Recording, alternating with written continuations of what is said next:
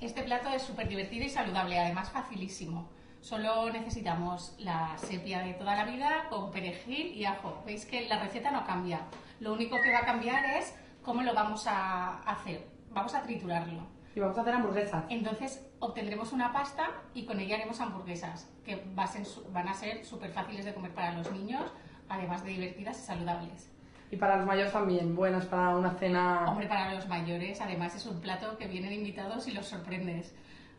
Venga, va, pues vamos a ponerlo, mira, va a poner mamá esto, ¿lo pones tú? Mira, coge ese trocito que saqué yo. No le des. Ahora le vamos a poner la sepia, ¿vale? Yo. ¿Tú me ayudas? Mira, yo con la manita así, y tampoco. Ahora. Vale, pues ya lo tenemos. El siguiente paso, una planchita con unas gotitas de aceite y con 2 cucharitas para no mancharnos las manos porque se queda una pasta muy pegajosa. Ponemos las hamburguesas. Ahora veis que es súper fácil, ¿vale? Un poquito de aceite. Entonces colocaremos unas hamburguesitas así.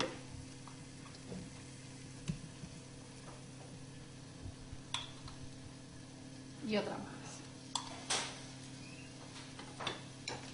Es muy dura la sepia para masticar los niños, es como que se cansan de masticar tanto. Entonces esto es perfecto porque es un bocado muy suave y muy blandito.